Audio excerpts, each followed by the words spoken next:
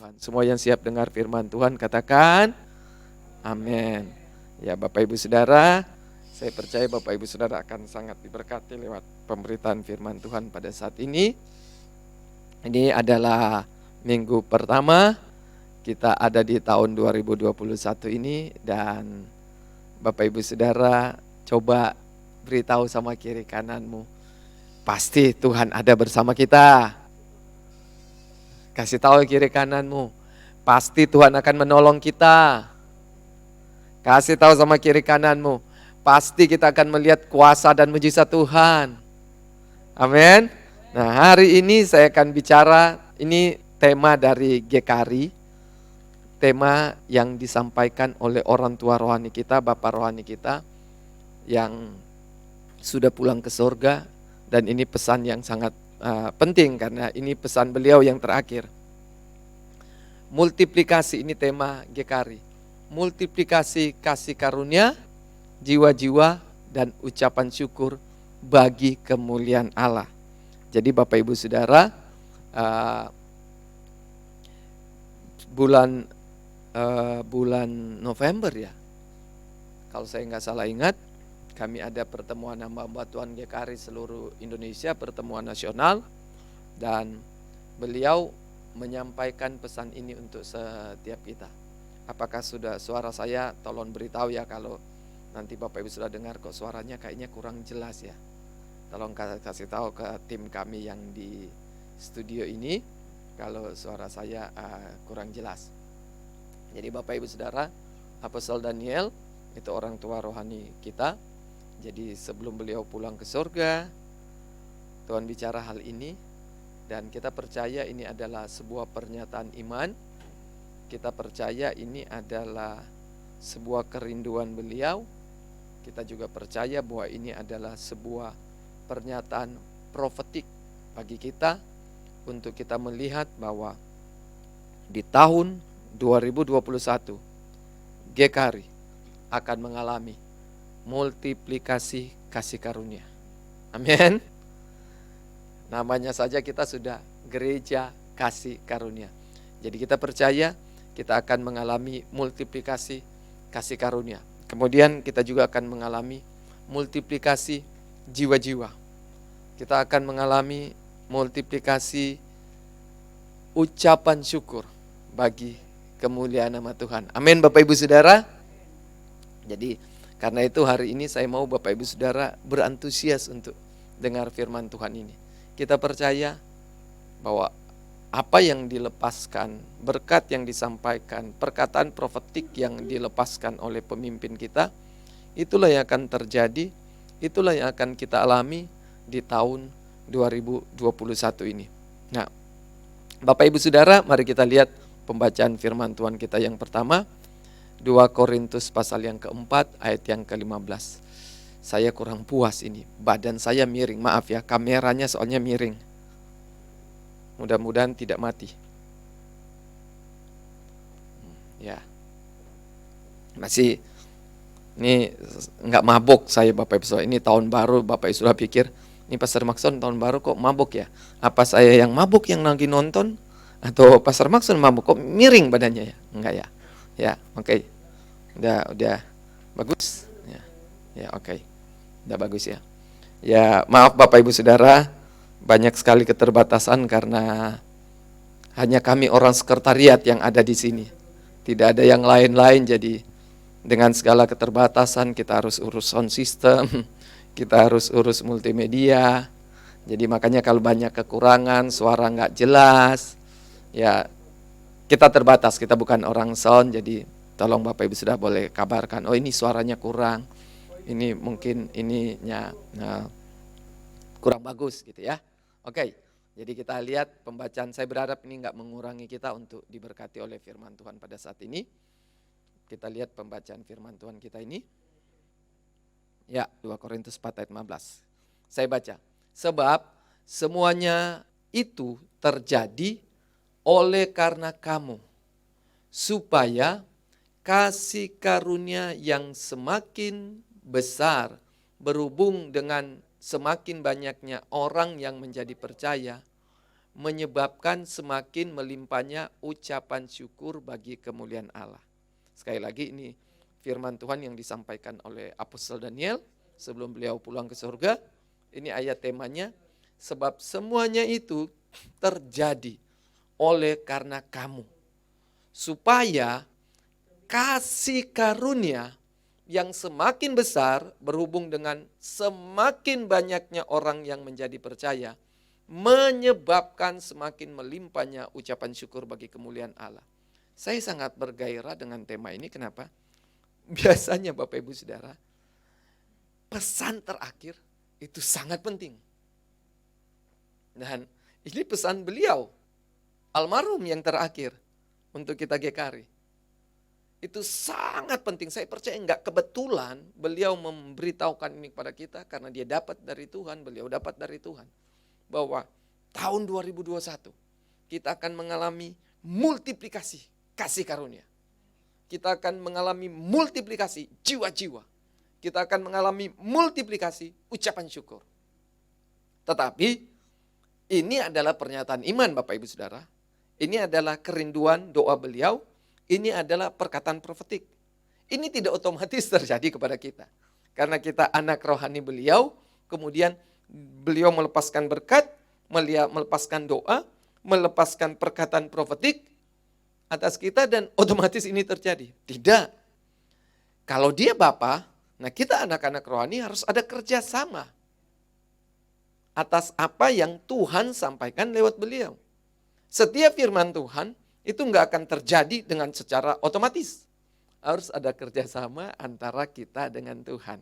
Nah sekarang apa bagian kita yang harus kita lakukan supaya semua multiplikasi itu terjadi? Yang pertama, bagaimana multiplikasi kasih karunia bisa terjadi? Jadi ini banyak sekali ayat firman Tuhan Bapak Ibu Saudara. Saya sampaikan ini sebuah pengajaran. Jadi Bapak Ibu Saudara bisa dengar. Semua yang saya sampaikan bukan perkataan saya, tapi Alkitab yang saya coba menambah penjelasannya. Tidak terlalu banyak penjelasan saya. Ayat-ayat Alkitab yang saya kutip. Bagaimana multiplikasi kasih karunia bisa terjadi? Yang pertama adalah berdoa. Katakan berdoa. Ibrani pasal 4 ayat 16. Jadi pertama itu berdoa. Ibrani 4 ayat 16 bilang begini. Sebab itu, marilah kita dengan penuh keberanian menghampiri tata kasih karunia. Supaya kita menerima rahmat dan, perhatikan, menemukan kasih karunia untuk mendapat pertolongan kita pada waktunya. Jadi ternyata kasih karunia itu ada tempatnya. Nah kita harus datang. Nah kalau Bapak Ibu Saudara ingin beli handphone, Bapak Ibu Saudara harus datang ke toko handphone. Kalau Bapak Ibu Saudara ingin makan capcay, entah istri kita yang masak, atau kita harus pergi ke Chinese food yang ada capcaynya. Nah Bapak Ibu Saudara sama. Kalau kasih karunia kita ingin dapatkan, ada tempatnya. Saya ingin jelaskan. Jadi kitab Ibrani ini menjelaskan tentang secara khusus menjelaskan tentang Yesus yang menjadi imam besar kita. Nah, menjelaskan kenapa Yesus mati di kayu salib. Menjelaskan kenapa Yesus jadi korban. Di perjanjian lama ada yang namanya bait Allah. Yang namanya tabernakel, bukan yang bait Allah yang sudah dibangun permanen, tapi tabernakel Musa. Nah di tabernakel Musa, di kemah Musa itu ada namanya halaman, ruang kudus, dan ruang maha kudus. Di dalam bait Allah yang sudah dibangun permanen pun begitu. Halaman, ruang kudus, dan ruang maha kudus. Nah di ruang maha kudus ada satu tempat, ada satu benda di mana di situ darah itu dipercikan, yaitu namanya tabut perjanjian. Waktu Yesus mati di kayu salib, tabir bait Allah terbelah dua, dan Yesus masuk bukan lagi di bait Allah yang ada di dunia ini, karena ini Alkitab bilang gambaran tentang apa yang di sorga. Yesus masuk ke surga, ke ruang maha kudus, dan mempersembahkan darahnya di sana. Jadi tata kasih karunia bicara tentang ruang maha kudus, di mana di situ ada tabut perjanjian. Di atas tabut perjanjian itu darah mesti dipercikan, kemudian ada cahaya, ada Shekinah glory, ada kemuliaan Tuhan di situ.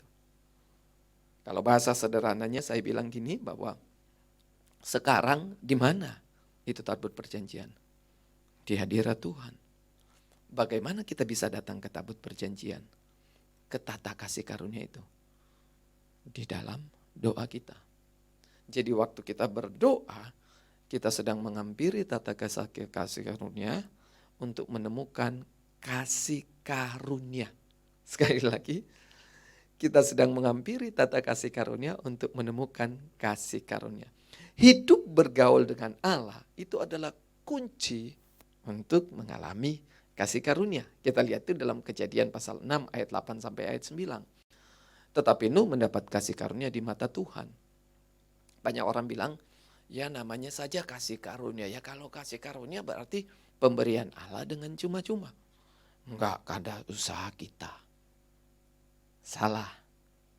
Betul itu pemberian Allah dengan cuma-cuma. Tidak ada usaha dari kita. Tetapi bukan berarti kemudian tidak ada respon kita.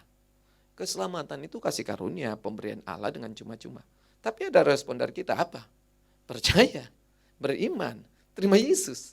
Kalau kita nggak percaya, kalau kita nggak beriman, kalau kita nggak terima Yesus, kita nggak akan diselamatkan. Dosa kita nggak akan diampuni. Jadi ada respon dari kita, sama. Betul kasih karunia itu pemberian Allah dengan cuma-cuma. Tapi harus ada respon dari kita. Apa respon kita? Lihat, Nuh kenapa dia dapat kasih karunia di mata Tuhan? Ayat 9 bilang begini, inilah riwayat Nuh. Nuh adalah seorang yang benar, tidak bercela di antara orang-orang samanya. Dan Nuh itu hidup bergaul dengan Allah. Nah kata bergaul itu lebih dalam. Kata bergaul itu kalau di orang Indonesia kita bilang, oh dia sudah digauli. Digauli artinya dia sudah disetubui. Dia sudah berhubungan intim. Nah sama, bergaul dengan Allah bukan sekedar membangun hubungan dengan Tuhan, tapi membangun satu keintiman dengan Tuhan. Ternyata Nuh punya satu hubungan yang sangat dekat, sangat bukan sekedar akrab, tapi intim dengan Tuhan. Itu yang membuat dia dapatkan kasih karunia. Di dalam Kisah Rasul 7 ayat 46, Daud telah mendapat kasih karunia di depan Allah. Nah, kenapa Daud mendapatkan kasih karunia di depan Allah? Saya masih ingat ada seorang yang diangkat, sempat dibawa ke surga. Kemudian waktu Daud, dia ketemu dengan Daud. Ternyata kenapa Daud bisa masuk surga? Karena kasih karunia. Daud itu terkenal dengan kasih karunia. Daud ada kesalahan, Bapak Ibu Saudara, fatal kesalahannya. Dan saya pikir di mana kok Daud kok terkenal kasih karunia. Jadi orang ini yang dia diangkat ke surga. Jadi kalau Abraham misalnya terkenal iman. Nah, Daud ini terkenal dengan kasih karunia. Kok bisa dia disebut kasih karunia? Nah, saya temukan ternyata di Kisah Rasul 7 ayat 46 ini, Daud telah mendapat kasih karunia. Pertanyaannya adalah, kenapa Daud bisa mendapat kasih karunia? Karena Daud adalah orang yang suka menyembah. Di dalam Mazmur 27 ayat 4, dia katakan gini, satu hal telah kuminta kepada Tuhan, itulah yang kuingini, diam di rumah Tuhan, bukan sewaktu-waktu, bukan di waktu pagi, bukan di waktu malam, bukan di waktu siang saja, atau di hari Minggu, tetapi seumur hidupku, dia ingin diam di rumah Tuhan. Makanya di dalam Mazmur 26 ayat 8 dia bilang begini, Tuhan, aku cinta pada rumah kediaman-Mu dan pada tempat kemuliaan-Mu bersemayam. Dia sudah menjadi raja, cintanya tidak kepada istrinya, cintanya tidak kepada tahtanya, cintanya tidak kepada kekayaannya, tapi cintanya dia bilang pada rumah kediaman-Mu. Dan Daud menyatakan dengan jelas, Tuhan, aku tidak ingin kehilangan hadirat Tuhan. Mazmur 51 ayat 13, ini pernyataan Daud. Janganlah membuang aku dari hadapan-Mu. Bapak Ibu Saudara, dia rela meninggalkan kerajaannya. Waktu anaknya Absalom melakukan kudeta, dia tinggalkan Yerusalem. Dia rela tinggalkan istananya, rela tinggalkan tahtanya, bahkan istri-istrinya itu dia tinggalkan. Dia rela tinggalkan semuanya, bahkan Yerusalem, kota yang sangat dia rindukan, kota yang dia bangun sendiri, dia rela tinggalkan. Tapi dia bilang begini, janganlah membuang aku dari hadapan-Mu, dan janganlah mengambil roh-Mu yang kudus dari hadapanku. Artinya dia tidak rela meninggalkan hadirat Tuhan. Dia selalu ingin ada di dalam hadirat Tuhan. Jadi Bapak Ibu Saudara, kalau kita ingin mengalami kasih karunia, yang pertama adalah berdoa. Jadilah orang yang suka berdoa. Di mana tempat kasih karunia itu ada? Di hadirat Tuhan. Kenapa Daud mengalami kasih karunia? Dia suka menyembah. Kenapa Nuh mengalami kasih karunia? Dia suka bergaul intim dengan Tuhan. Kemudian yang kedua, mengenal Tuhan. Jadi bagaimana multiplikasi kasih karunia bisa terjadi? Yang kedua, mengenal Tuhan. Keluaran 33 ayat 13. Ini pernyataan dari Musa. Waktu dia memimpin orang Israel keluar dari Mesir, kemudian di padang gurun, dia bilang begini. Maka sekarang, jika aku kiranya mendapat kasih karunia di hadapan-Mu, beritahukanlah kiranya jalan-Mu kepadaku, sehingga, perhatikan, aku mengenal Engkau. Untuk apa dia mengenal Tuhan? Supaya aku tetap mendapat kasih karunia di hadapan-Mu. Jadi perhatikan, di bagian sebelumnya dia bilang, jika aku kiranya mendapat kasih karunia. Nah Bapak Ibu Saudara, kasih karunia kita alami pertama waktu apa? Waktu kita terima Yesus, kita diselamatkan, kita terima kasih karunia. Tetapi kita ternyata perlu untuk tetap mendapat kasih karunia. Yang kita sudah belajar tadi pertama waktu kita berdoa. Itu kasih karunia akan ditambahkan pada kita. Yang kedua, supaya kita tetap mendapat rutin, terus menerus mendapatkan kasih karunia. Dia bilang mengenal Tuhan. Jadi balik lagi ayat tadi, firman Tuhan berkata, sehingga aku mengenal Engkau, supaya aku tetap mendapat kasih karunia di hadapan-Mu. Ternyata pertumbuhan kasih karunia dan pengenalan akan Tuhan itu berjalan bersama-sama. 2 Petrus 3 ayat 18, lihat. Tetapi bertumbuhlah dalam kasih karunia dan dalam pengenalan akan Tuhan. Jadi antara kasih karunia di satu sisi dan pengenalan akan Tuhan di sisi yang lain, itu tidak terpisahkan. Dia berjalan bersama-sama. Kalau kita ingin bertumbuh dalam kasih karunia, mengalami multiplikasi dalam kasih karunia, bertumbuhlah dalam pengenalan akan Tuhan. Rindulah akan pengenalan akan Tuhan. Sukalah dengar firman Tuhan. Sukalah dengar khotbah. Sukalah membaca Alkitab. Karena kalau kita nggak dapatkan pengenalan akan Tuhan, maka kita nggak akan mendapatkan kasih karunia itu. Karena kasih karunia itu adalah Allah sendiri. Itu sumber dari Dia. Nah, pengenalan akan Tuhan itu bicara tentang mengenal Tuhan sendiri. Firman Tuhan adalah Tuhan sendiri. Jadi sudah dinubuatkan GKRI akan mengalami multiplikasi kasih karunia. Tapi itu nggak otomatis kita alami. Kita harus bertumbuh dalam mengenal Tuhan. Yang ketiga, bagaimana caranya supaya kita mengalami kasih karunia? Memberi. Di dalam Kisah Rasul 4 kita lihat, ternyata memberi itu memiliki peran penting sehingga kita terus mengalami kelimpahan kasih karunia. Kisah 4 ayat 33-35 firman Tuhan bilang begini. Dan dengan kuasa yang besar rasul-rasul itu memberi kesaksian tentang kebangkitan Tuhan Yesus. Dan mereka semua perhatikan, hidup dalam kasih karunia yang berlimpah-limpah. Atas dasar apa firman Tuhan bilang mereka hidup dalam kasih karunia berlimpah-limpah? Ternyata bisa dilihat dari gini. Sebab tidak ada seorang pun yang berkekurangan di antara mereka. Jadi salah satu bukti bahwa seseorang itu mengalami kasih karunia adalah dia tidak berkekurangan. Kenapa? Kenapa mereka nggak berkekurangan? Karena semua orang yang mempunyai tanah atau rumah menjual kepunyaannya itu. Dan hasil penjualan itu mereka bawa.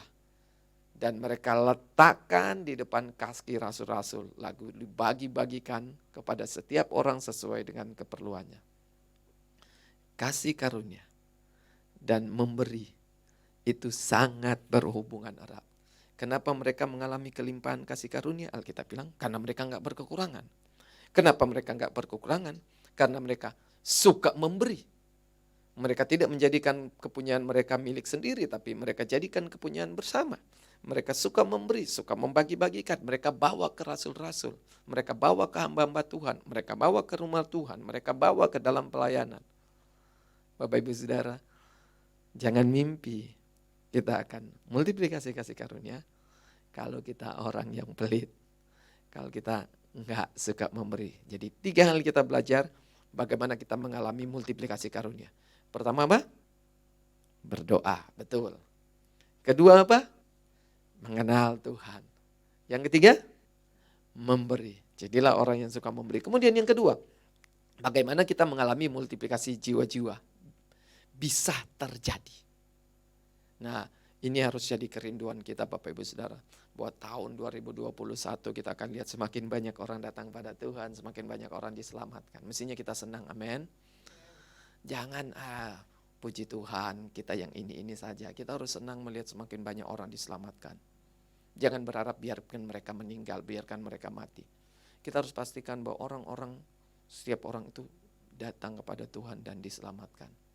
Nah, kalau pemimpin rohani kita, orang tua rohani kita, menginginkan kita mengalami multiplikasi jiwa-jiwa, mendoakan, mendeklarkan, menubuatkan, saya terima dengan iman, saya percaya dengan iman. Tapi bukan hanya terima, bukan hanya percaya dengan iman, harus ada tindakan, respon, apa yang harus kita lakukan, action kita. Yang pertama adalah berdoa. Balik lagi, berdoa. Kalau kita ingin mengalami kasih karunia tadi kita belajar berdoa. Nah ini juga multiplikasi jiwa-jiwa berdoa. Kenapa? Karena orang yang percaya kepada Yesus adalah pekerjaan Roh Kudus. Artinya kalau bukan pekerjaan Roh Kudus, enggak ada orang bisa percaya kepada Yesus. Ini bukan kata saya, ini firman Tuhan yang bilang. 1 Korintus 12 ayat 3 lihat ya. Karena itu aku mau meyakinkan kamu bahwa tidak ada seorang pun yang berkata oleh Roh Allah dapat berkata terkutuk oleh Yesus, dan tidak ada seorang pun lihat yang dapat mengaku Yesus adalah Tuhan selain oleh Roh Kudus. Jadi pengakuan seseorang yang pure, yang murni ya, yang sungguh-sungguh berkata Yesus adalah Tuhan, kalau bukan pekerjaan Roh Kudus nggak ada yang bisa mengakuinya. Mereka bilang Yesus, bahkan maaf ya, kelompok orang Kristen sendiri ada satu aliran sekte Kristen yang berkata Yesus itu anak Allah tapi bukan Allah. Dengar baik-baik. Yesus itu anak Allah tapi bukan Allah. Yesus itu yang mati di kayu salib, yang menebus dosa kita. Kalau kita ingin selamat, kita harus percaya kepada Yesus. Tapi mereka hanya sampai kepada Yesus itu anak Allah. Mereka tidak bisa menerima Yesus adalah Allah. Apalagi orang yang bukan Kristen. Mereka bilang tunjukkan di Alkitab bahwa Yesus bilang dia Tuhan. Tunjukkan bahwa Yesus Tuhan. Jadi tidak mudah untuk orang mengaku bahwa Yesus adalah Tuhan. Karena bagaimana mungkin Tuhan kok jadi manusia? Kedua, bagaimana mungkin Tuhan kok bisa mati? Itu gak bisa diterima oleh lu. Saudara akan berjuang sekeras apapun menjelaskannya. Akan sangat sulit, mereka akan terus menentang. Kalau begitu bagaimana bisa terjadi? Itu karena pekerjaan Roh Kudus. Jadi hanya Roh Kudus yang membuat orang bisa percaya. Kenapa? Karena ada ilah zaman yang membutakan. Bukan otak, tapi membutakan hati mereka. 2 Korintus 4 ayat 3-4 lihat. Jika Injil yang kami beritakan masih tertutup juga, maka ia tertutup untuk mereka yang akan binasa. Yaitu orang-orang yang tidak percaya. Apanya yang tertutup? Yang pikirannya telah dibutakan oleh ilah zaman ini. Bukan pikiran sebenarnya. Hatinya yang telah dibutakan oleh ilah zaman ini, sehingga mereka tidak melihat cahaya Injil tentang kemuliaan Kristus yang adalah gambaran Allah. Jadi ternyata ada yang namanya ilah zaman ini yang membutakan orang-orang. Karena itu dibutuhkan kuasa Allah untuk menghancurkan semua penghalang untuk orang-orang bertobat. Sekali lagi, dibutuhkan kuasa Allah supaya apa yang menghalangi orang-orang bertobat itu bisa dihancurkan. 2 Korintus pasal 10 ayat 4 sampai ayatnya 5. Karena senjata kami dalam perjuangan bukanlah senjata duniawi, melainkan lihat, senjata yang diperlengkapi dengan kuasa Allah yang sanggup untuk meruntuhkan benteng-benteng. Ayat ini juga terkenal dengan peperangan rohani. Jadi diperlengkapi dengan kuasa Allah yang sanggup untuk meruntuhkan benteng-benteng. Ayat 5. Kami mematahkan setiap siasat orang dan merubuhkan setiap kubu yang dibangun oleh keangkuhan manusia untuk apa? Menentang pengenalan akan Allah. Kenapa orang menentang pengenalan akan Allah? Pengenalan akan Yesus Kristus sebagai Tuhan. Karena ini mati kesentuh kayaknya kabelnya. Jadi kenapa mereka menentang pengenalan akan Allah? Kenapa mereka menentang akan Yesus sebagai Tuhan? Karena ada benteng-benteng, ada kubu-kubu yang terbangun. Dan itu harus dihancurkan oleh apa? Oleh kuasa Allah. Dan Paulus juga mengakui, ini Paulus orang rasul yang hebat loh. Dia seorang yang sangat cerdas. Dia menulis banyak sekali bagian-bagian firman Tuhan. Dia menulis doktrin-doktrin yang penting. Dia menulis tentang etika kehidupan gereja. Dia menulis tentang kepemimpinan. Dia menulis tentang memuridkan orang. Banyak hal yang dia tulis. Dia tulis tentang kehidupan berkeluarga. Tapi Paulus mengakui bahwa kuasa doa dalam penginjilan itu sangat penting. Dia mengakui keberhasilan dalam pelayanannya itu karena kuasa doa. Kolose 4 ayat yang ketiga. Berdoa jugalah untuk kami supaya Allah membuka pintu untuk pemberitaan kami. Sehingga kami dapat berbicara tentang rahasia Kristus yang karenanya aku dipenjarakan. Jadi dia bilang doa supaya Tuhan buka pintu untuk pemberitaannya, dia dan timnya. 2 Tesalonika 3 ayat 1. Selanjutnya saudara-saudaraku, berdoalah untuk kami supaya firman Tuhan beroleh kemajuan dan dimuliakan. Sama seperti yang telah terjadi di antara kamu. Jadi Paulus mengakui bahwa berdoa itu sangat menentukan kemajuan dari pemberitaan firman Tuhan. Bapak Ibu Saudara, jadi Bapak Ibu Saudara lihat, kalau kita ingin lihat multiplikasi jiwa-jiwa, kita harus berdoa untuk Indonesia. Berdoa untuk keluarga kita. Kemarin kami ada pertemuan keluarga dari istri saya, melakukan pertemuan Natal. Jadi dari Australia, dari Belanda, dari Amerika kami terhubung, dan yang di beberapa tempat di Indonesia lewat Zoom. Nah, ada kakak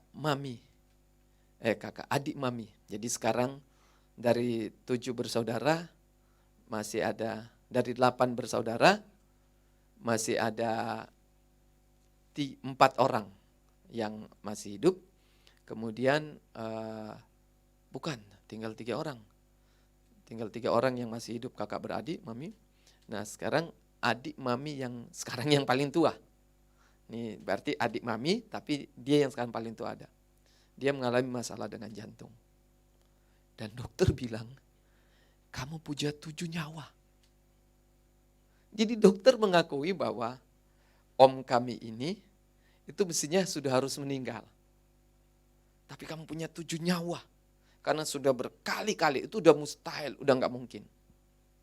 Tapi ternyata kenapa om kami ini belum meninggal, ternyata dia berdoa sama Tuhan. Tuhan, saya ingin keluarga saya semua diselamatkan.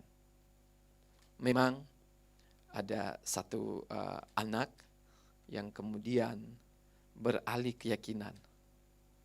Tapi puji Tuhan, setelah beliau diberi kesempatan untuk umur panjang, akhirnya anaknya mau ke Amerika.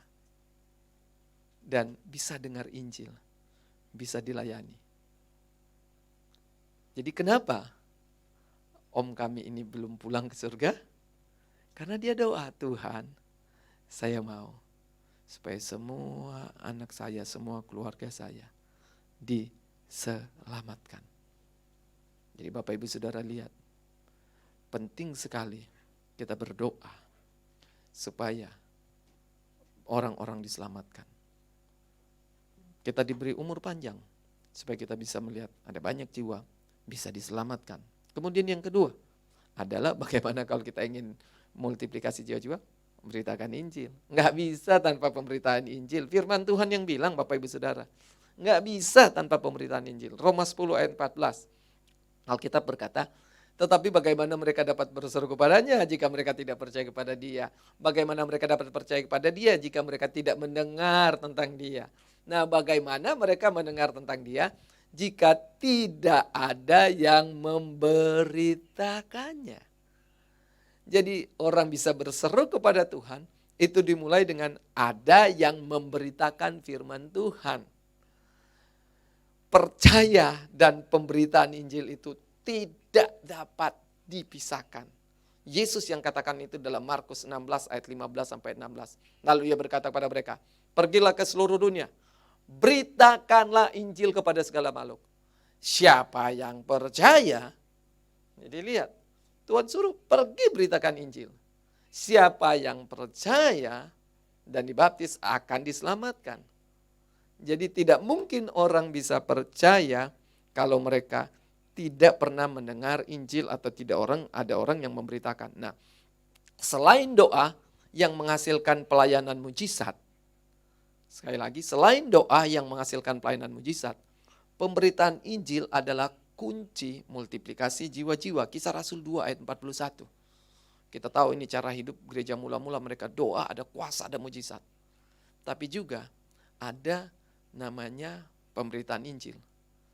Yang paling terkenal, 3.000 jiwa bertobat waktu Petrus berkhotbah. Kisah 241, orang-orang yang menerima perkataannya. Lihat, bukan menerima mujizat, bukan menerima kesembuhan, menerima perkataannya, menerima pemberitaan Injil dari Petrus. Memberi diri dibaptis dan pada hari itu jumlah mereka bertambah kira-kira 3.000 jiwa. Jadi selain doa yang menghasilkan pelayanan mujizat, ada namanya pemberitaan Injil. Sehingga terjadi multiplikasi. Di dalam Kisah 4 ayat 4 kita lihat itu. Tetapi di antara orang-orang yang mendengar ajaran itu, banyak yang menjadi percaya sehingga jumlah mereka menjadi kira-kira 5.000 orang. Jadi harus mereka dengar ajaran, mereka dengar firman Tuhan, mereka bertobat. Terjadi multiplikasi, 3.000 jadi 5.000. Kisah 6 ayat 7, firman Allah makin tersebar dan jumlah murid di Yerusalem makin bertambah banyak. Makin bermultiplikasi. Juga sejumlah besar imam menyerahkan diri dan percaya. Kenapa? Karena firman Allah makin tersebar. Nah, bagaimana firman Allah makin tersebar? Karena orang-orang, murid-murid, jemaat-jemaat pergi kemana-mana dan mereka beritakan Injil. Kisah 11 ayat 20 sampai 21. Akan tetapi di antara mereka ada beberapa orang Siprus dan orang Kirene yang tiba di Antioquia. Dan berkata-kata juga kepada orang-orang Yunani, lihat, dan memberitakan Injil bahwa Yesus adalah Tuhan. Sehingga ayat 21, dan tangan Tuhan menyertai mereka, dan sejumlah besar orang menjadi percaya dan berbalik kepada Tuhan. Jadi Bapak Ibu Saudara, saya menantang semua jemaat top, setiap kita yang dengar firman Tuhan hari ini. Jangan takut untuk memberitakan Injil. Mari punya gairah untuk memberitakan Injil. Sukalah dengar khotbah, sukalah baca Alkitab. Apa yang saya khotbahkan hari ini, dengar baik-baik. Jadi kenapa kami suka memberitakan firman Tuhan itu? Ada banyak sekali ayat-ayat. Supaya Bapak Ibu sudah terlatih mendengar dan mengerti, oh ya ini ada firman Tuhan ini, ada firman Tuhan ini. Karena bukan perkataan manusia yang bisa buat orang bertobat, tapi perkataan Tuhan.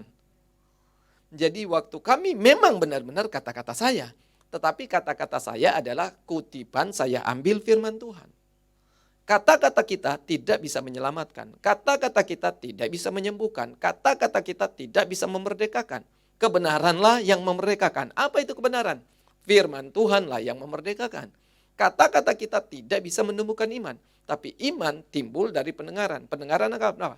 Firman Kristus. Makanya kalau Bapak Ibu Saudara, wah ini saya ada 20 lebih ayat firman Tuhan yang saya baca kepada Bapak Ibu Saudara. Kok terlalu banyak ya, terlalu banyak. Kenapa? Karena firman Tuhanlah yang menghasilkan kehidupan. Firman Tuhan yang menjadikan dari nggak ada, menjadi ada. Kita lihat ya di dalam Yohanes pasal 1. Dari firman, pada mulanya adalah firman. Firman adalah Yesus. Dari dia, apa yang tidak ada, menjadi ada. Makanya kalau saya baca banyak firman Tuhan kepada Bapak Ibu Saudara. Pertama supaya Bapak Ibu Saudara terbiasa. Oh ada ayat ini loh, ada firman Tuhan ini loh. Tapi yang kedua, karena memang firman Tuhan itulah yang mengerjakan mujizat. Sehingga waktu saya baca firman Tuhan, Bapak Ibu Saudara yang sedih bersuka cita, yang terikat terlepas, yang sakit sembuh, yang sedang mengalami pergumulan masalah, Tuhan beri kemenangan. Kenapa? Karena perkataan firman yang diremakan oleh Roh Kudus, yang membangkitkan iman sehingga Bapak Ibu Saudara percaya. Amin. Keluarga diberkati, pekerjaan diberkati, bisnis diberkati, studi diberkati, semua hal. Kenapa? Karena firman. Firman menciptakan, lihat di dalam Kejadian 1. Berfirmanlah Allah, terjadi. Berfirmanlah Allah, terjadi. Berfirmanlah Allah, terjadi.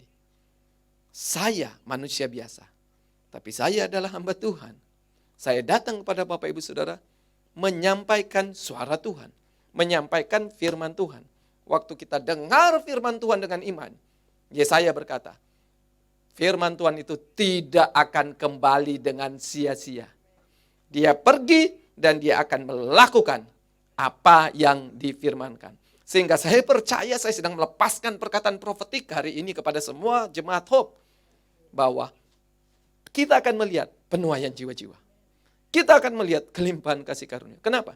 Karena saya bacakan ayat, saya bacakan ayat, saya bacakan ayat. Dan saya percaya doa kita semua. Saya berdoa dan Bapak Ibu sudah selalu berdoa. Sehingga waktu saya bacakan firman, sampaikan firman, Roh Tuhan urapi. Roh Tuhan terangi mata hati Bapak Ibu Saudara. Sehingga kita nggak hanya melihat kegelapan 2020, kekelaman 2020, kesulitan 2020. Kita melihat terang Tuhan terbit 2021. Kita melihat kemuliaan Tuhan nyata 2021. Kebangunan rohani, lawatan Tuhan, perkara-perkara supranatural pasti terjadi. Yang terakhir, kita belajar, jadi kita sudah belajar multiplikasi kasih karunia, multiplikasi jiwa-jiwa. Bagaimana multiplikasi jiwa-jiwa terjadi? Ada doa, ada pemberitaan Injil. Sekarang terakhir, bagaimana multiplikasi ucapan syukur bisa terjadi? Kita lihat, ternyata multiplikasi ucapan syukur bisa terjadi. Salah satunya adalah karena semakin banyak orang yang percaya.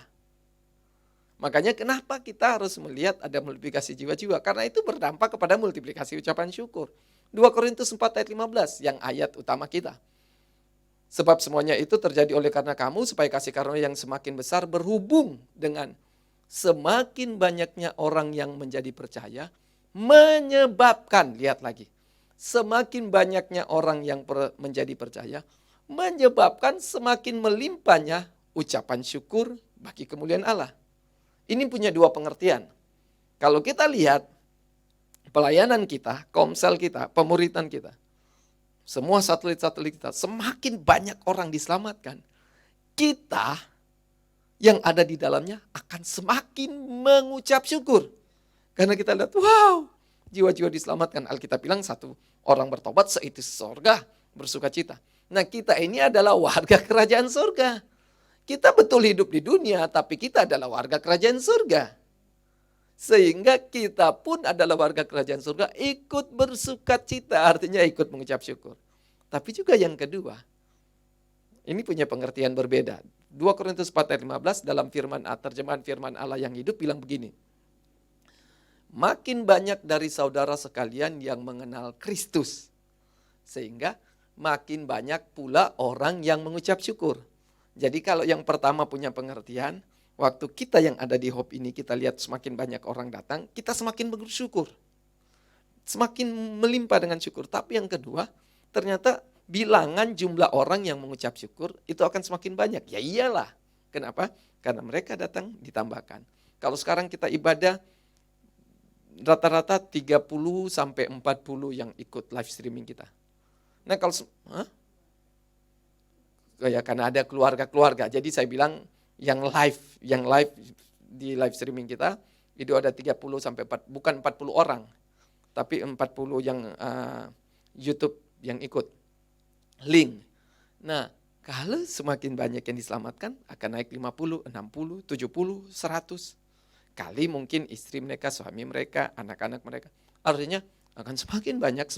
Jadi waktu kita memuji Tuhan, mengucap syukur, semakin banyak yang mengucap syukur. Amin. Jadi kalau kita ingin lihat pengucapan syukur, multiplikasi ucapan syukur, kita harus melihat banyak jiwa diselamatkan. Yang terakhir, memberi. Bagaimana multiplikasi ucapan syukur bisa terjadi? Menurut Alkitab, memberi. Memberi membangkitkan syukur dan melimpahkan ucapan syukur kepada Allah. Sekali lagi, memberi membangkitkan. Jadi waktu kita memberi itu akan membangkitkan syukur. Tapi bukan cuma membangkitkan, melimpahkan ucapan syukur kepada Allah. Ini bukan kata saya, firman Tuhan yang bilang. Lihat 2 Korintus 9 ayat 11 sampai ayat 12. Kamu akan diperkaya dalam segala macam kemurahan hati yang membangkitkan syukur. Jadi kemurahan hati itu akan membangkitkan syukur kepada Allah oleh karena kami. Kalau nggak percaya, coba Bapak Ibu Saudara ketemu orang, kemudian kasih uang kepada mereka. Bersyukur nggak dia? Membangkitkan syukur. Waktu kita kasih uang, ketemu orang, kasih makan pada dia. Dia bilang terima kasih. Membangkitkan.